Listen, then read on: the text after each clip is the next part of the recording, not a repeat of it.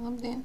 Šajā mazajā video vēstījumā tika jums pastāstīt pamatu funkcijas un pamatu lietas, kas ir nepieciešamas, lai izpildītu pirmo pārbaudes darbu datoru grāmatvedībā 1C. Tātad šajā uzdevumā jums jāveic kas firmas izveide un klientu saraksta veidošana. Ko tas nozīmē? Pirmkārt, jums ir jāatrod internetā šī konkrētā mājaslapa, kas jums arī ir dota materiālā. Tātad fastsoft.lv.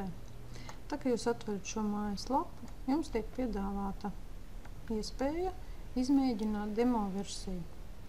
Atverot šeit, jums parādās loks un arī informācija, ka jūs varat tātad pieslēgties 1C demo ar paroli 1C demo.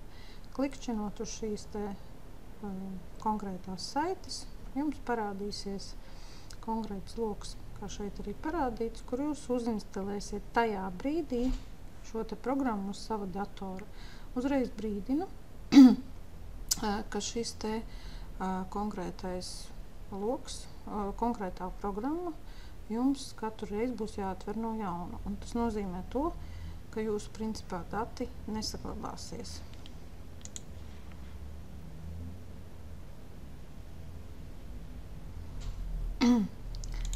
Tālāk, ko jūs darat? Tad, kad jūs esat atvēruši šo te programmu, jūs redzat tādu, var teikt, logu, kas ir 1C uzņēmums, kas jums jāizdara no sākuma, ko es jau esmu šeit izdarījusi. Šeit konkrēti jānospiež funkciju panelis, lai atvērtos šis baltais loks, uz kura ir redzama visa informācija un visi iespējamās pozīcijas, kur jūs varat iet iekšā. Sākat jūs ar firmu, kur jūs aizpildīsiet tātad šo te firmas nosaukumu, tā kā ir rakstīts materiālā. Ko es mazliet gribēju pastāstīt par sadaļu klienti.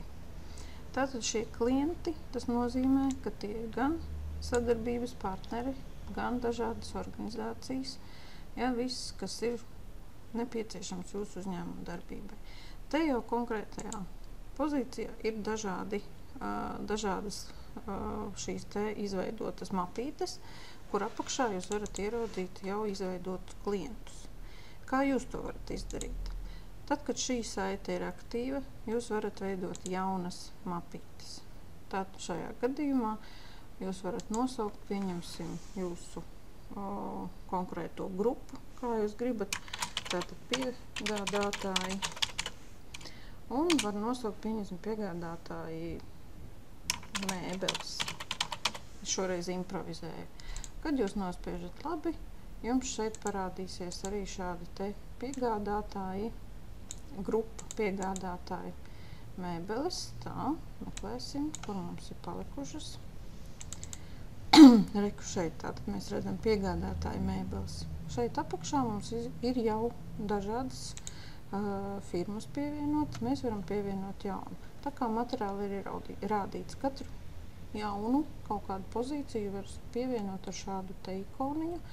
Uz viņas uzliekot peli, jūs redzat, ka tur ir rakstīts pievienot. Nu, tātad šeit es varu veidot kādu jaunu savu uzņēmumu. Pieņemsim uzņēmums Bambino. Pilnais nosaukums. Viņš mums šajā gadījumā iemet jau Bambino. Varbūt, ka tam nosaukumam ir vēl papildus vārds. Ieliksim minu.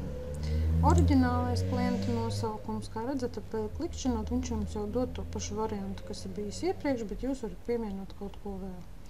Klienta veids, ja jums ir šī te pozīcija punktiņi, tas nozīmē, ka jums dod izvēlēties. Jūs varat tātad izvēlēties ārējai, muita, nodokļu inspekcija vai privāta persona. Nu, lielākoties, ja te ir uzņēmumi, tas ir ārējais. Reģistrācijas numuru ievietosiet.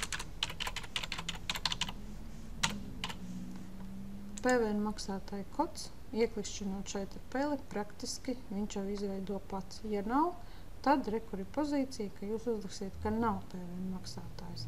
Tādā veidā jūs varat aizpildīt visas šīs te pozīcijas, kas nepieciešams.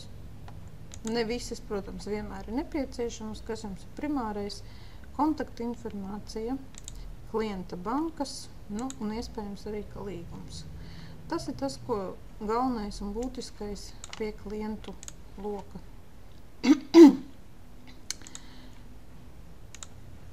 Nu, lūk. Tā kā šādā veidā jūs varat veidot šo klientu bāzi savu. Jums var būt gan piegādātāji, gan pircēji, gan dažādas citas pozīcijas. Te mums ir arī izveidot pircēji. Tātad var redzēt, no kurienes un kādi viņi nāk. Tādā veidā jūs arī izpildīsiet uzdevumu, kas ir nepieciešams, ko jūs pievienosiet. Ceru, ka ir saprotams. Ja nav saprotams, noteikti vajag attiecīgi rakstīt uz manu šo te ziņu bloku, un es jums centīšos atbildēt. Paldies par uzmanību!